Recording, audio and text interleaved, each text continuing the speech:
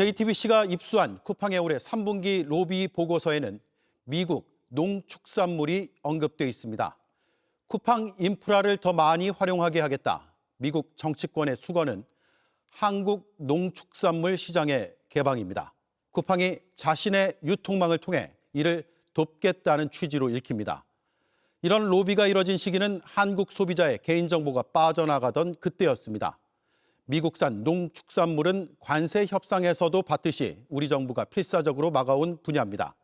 미국의 가려운 곳을 긁어주고 자신들의 영향력을 강화하려는 쿠팡의 로비 과정에서 대한민국은 안중에도 없었던 겁니다. 워싱턴 정강현 특파원이 단독 보도합니다. JTBC가 입수한 2025년 3분기 쿠팡의 로비 보고서입니다. 쿠팡 측이 미 연방의회에 제출한 이 보고서 전면에 사우스 코리아, 한국이 핵심 로비 키워드로 등장합니다. 단순한 기업 통상 문제를 넘어 로비 안건으로 미국과 한국 등 동맹국 간의 경제 유대 강화를 명시했습니다. 기업 활동을 한미 동맹 등과 직결된 안보 문제로 격상시킨 겁니다. 그렇다면 설득 카드는 무엇이었을까? 한국 시장 개방이었습니다. 보고서에는 미국 농축산물 생산자들이 쿠팡의 인프라를 더 많이 활용하게 하겠다는 내용이 담겼습니다. 쿠팡은 매출의 약 90%를 한국에서 벌어들이고 있고 절대 다수의 인프라가 한국을 기반으로 구축돼 있습니다. 사실상 쿠팡의 국내 유통망을 지렛대 삼아 미국산 농축산물의 한국 진출을 돕겠다는 걸 카드로 내민 셈입니다.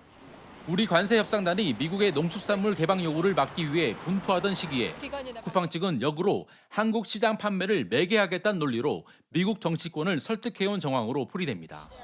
실제 쿠팡은 백악관 인근에 위치한 워싱턴 DC 사무실을 근거지로 전방위 로비를 펼쳤습니다. 올해 3분기까지 쿠팡 자체 로비와 외부 업체 로비에 쏟아부은 비용만 약 36억 원.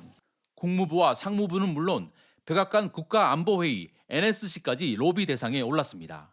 쿠팡은 국내에서 노동 환경이나 정보 유출 등 문제가 불거질 때마다 방패막이처럼 글로벌 기업임을 앞세웠습니다. Coupang Inc. is a U.S. company and we have operations globally in over 190 countries.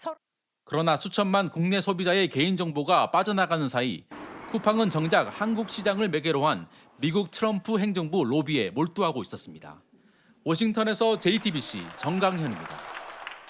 통일교가 꿈꾼 정교 일치는 오늘 법정에서 더 뚜렷하게 드러났습니다.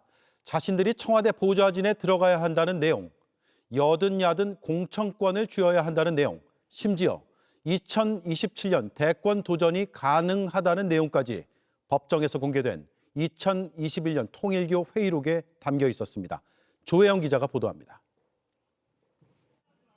한학자 통일교 총재 재판에서 특검이 통일교 고위 간부 대륙 회장단의 회의록을 공개했습니다. 20대 대선을 5달 앞둔 2021년 10월 14일 우리 목표는 청와대에 보좌진이 들어가야 한다. 여든 야든 국회의원 공천권을 줘야 한다는 통일교 고위 간부 발언이 기록돼 있습니다. 이어 그러려면 정책, 투표수, 자금이 있어야 한다며 2027년 전까지 우리의 기반을 만들어야 한다고 했습니다. 그러자 또 다른 참석자는 2027년까지 이렇게 가면 대권 도전도 가능하지 않겠냐며 정치 개입의 계획을 노골적으로 드러냈습니다. 통일교는 회의록처럼 실제 여야를 가리지 않는 전방위적 로비를 벌여왔습니다. 2021년 11월 윤정로 전 세계일보 부회장은 윤영호 전 본부장에게 권성동 국민의힘 의원을 소개했고 오늘 미팅 잘 되면 Y의 만남이 90의 능선으로 가까워진다는 메시지를 보냈습니다. Y는 윤석열 전 대통령을 말합니다. 이후 윤 전 본부장은 실제 윤 전 대통령과의 만남을 공개적으로 내세우기도 했습니다. 제가 3월 22일 날 대통령을 뵀습니다. 1시간 녹대를 했습니다. 많은 얘기가 있었습니다. 크게 도우면 크게 요구할 수 있다며 도움에 비례해 공천 요구도 가능이란 메시지도 있었습니다. 증인으로 나온 윤 전 부회장은 제 꿈을 이야기했을 뿐이라 해명했습니다. 한편 임종성 전 민주당 의원에 대한 금품 전달에 관여한 거로 지목된 인물, 통일교 전직 한국협회장도 오늘 증인으로 출석했습니다. 그는 꿈을 이루는 사람을 찾는 것이지 정치인을 찾는 게 아니라고 말했습니다. JTBC 조혜연입니다. 특검이 관봉권 폐기 의혹에 대해 강제 수사를 시작했습니다. 가장 먼저 찾아간 곳은 한국은행이었습니다. 문제의 관봉권은 한국은행의 띠지와 스티커로 밀봉돼 있었기 때문입니다. 먼저 김희란 기자입니다. 파란색 상자를 든 수사관들이 한국은행 안으로 들어갑니다.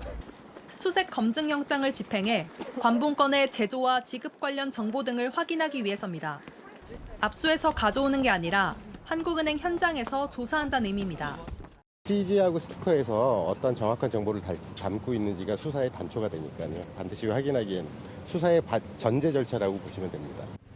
서울 남부지검이 건진법사의 서울 양재동 은신처를 압수수색해 한국은행 관봉권 5천만 원을 확보한 건 지난해 12월. 그런데 검찰은 조사 과정에서 띠지, 스티커, 비닐 포장을 모두 분실했습니다. 사진으로 보니 기기 번호와 처리 일시, 담당 부서, 담당자 코드 등이 상세하게 적혀 있습니다. 검찰의 고의 은폐 의혹이 제기됐습니다. 현금을 세면서 띠지를 없앴다는 거거든요. 관봉권 띠지를 없앴는지 여부는 기억이 안 난다 할지라도 돈을 샜는지 여부는 기억이 날 것 같아요. 저는 그냥 기계적으로 일을 했기 때문에 그때 당시가 무슨 일이 있었는지는 정확하게 기억이 나지 않습니다. 검찰은 직원이 현금을 세는 과정에서 실수로 띠지를 없앴다고 했는데 수사관은 보관 지시가 없었다고 증언했습니다. 검사실에서 띠지를 보관하라는 지시 없으면은 보통 보관하지 않고 있습니다. 법무부는 검찰 감찰로는 의혹이 해소되지 않는다며 상설특검을 출범했고 오늘 강제 수사가 시작됐습니다. JTBC 김휘란입니다. 이재명 대통령의 언급 뒤 대전광역시와 충청남도의 통합 논의가 빨라지고 있습니다. 민주당은 오늘 추진기구를 만들었습니다. 2월까지 관련법을 통과시키겠다고 밝혔습니다. 지역을 키우면 수도권 1극 체제를 극복하는 데 도움이 될 거라고 강조했습니다. 국민의힘은 지방선거를 앞두고 이슈를 뺏겼다며 당황하는 모습입니다. 조보경 기자입니다. 대통령의 통합 추진 지시 하루 만에 특별위원회를 만든 민주당. 내년 6월 지방선거에서 충남 대전 특별시장을 선출할 수 있도록 신속하게 대전 충남 통합을 추진하고 내년 1월 중 관련 법을 내고 2월에는 국회에서 통과시켜 6월 지방선거에서는 통합 지자체장을 뽑겠다고 했습니다.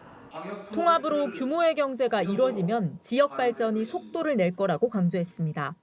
분산 투자, 중복 투자, 사이즈를 고려한 스스로 제발 꺾기 투자가 이제 극복될 것입니다.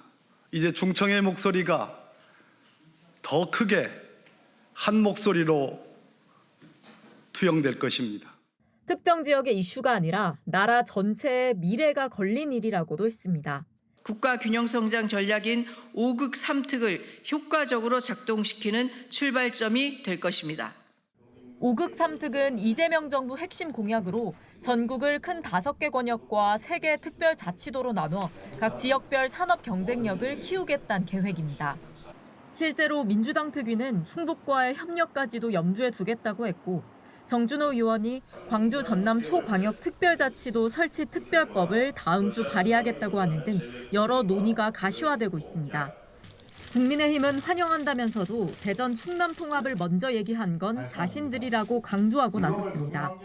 뒤늦게 정치공학적인 측면에서 대전 충남 통합 의제를 가져가려고 하는 대통령실의 의도는 오히려 충청인들의 자존심에 심하게 훼손하는 그런 결과가 될 것이다. 지역 시민단체들에서는 주민들의 의견을 충분히 반영하는 절차를 마련하라고 요구했습니다. JTBC 조보경입니다. JTBC가 집중 보도하고 있는 폐륜 사이트 AV모베는 60만 건의 불법 촬영물이 올라와 있습니다. 추가 피해를 막기 위해서 가장 중요한 게 빠른 삭제입니다. 하지만 담당 기관인 방송미디어통신심의위원회는 이런 불법 사이트에 요청의 형태로만 삭제를 읍소할 수밖에 없었습니다. 윤정환 기자가 단독 보도합니다. 폐륜적인 성착취 영상과 불법 촬영물이 생산 유포되는 AV모브 사이트입니다. 관리자 계정을 입수한 제보자 도움을 받아 1:1 문의 게시판을 살펴봤습니다. 지난 8월 디지털 성범죄 정보 삭제 요청이란 제목의 문의가 올라왔습니다. 관련 법을 준수해 삭제해 줄 것을 간곡히 요청드린다며 특정 게시물 링크를 적어뒀습니다. 방송미디어통신심의위원회가 쓴 글입니다. 경찰청도 지난 11월 비슷한 글을 올렸습니다. 담당 기관도 수사기관도 불법 사이트에 읍소하고 있는 겁니다. 강제로 접속 차단을 하려면 신고 접수된 불법 촬영물에 대해 방미심의가 소위원회를 열어 차단 여부를 결정한 뒤 통신사에 요청해야 합니다. 그런데 취재 결과 지난 6개월간 단 한 차례도 소위가 열리지 않은 것으로 파악됐습니다. 민원 사주 의혹으로 논란이 된 류희림 전 위원장이 지난 6월 초 물러난 뒤 정족수 미달로 심의가 전면 중단됐기 때문입니다. 지난 반년간 삭제되거나 접속 차단되지 않고 심의 대기 상태로 쌓여있는 불법 촬영물은 16,000여 건에 달합니다. 운영진이 삭제 요청을 무시하는 사이 조회수는 계속 올라가고 있습니다. 이 사이트는 미국에 서버를 두고 있어 압수수색도 쉽지 않습니다. BJ 자료 지금 15,358건이고 18,000건이고 한 10만 건의 자료들이 지금 이 안에 들어있는데 결국 대통령이 나서 방미심의의 대응을 질타했습니다. 방심위 쪽에 얘기해가지고요. 일부라도 해가지고 차단 요청을 하고 안 되면 전체를 차단하는 거예요. 일단은 물리적으로 차단하는 조치는 신속하게 해야 될 것 같고. AV몹은 JTBC 보도가 시작된 뒤 신작 100개를 예고한 글을 삭제하고 신규 회원 가입을 차단하는 등 수사에 본격 대비하고 있습니다. JTBC 윤정환입니다. JTBC 뉴스를 시청해 주셔서 고맙습니다. 저희는 저녁 6시 30분 뉴스룸에서 뵙겠습니다.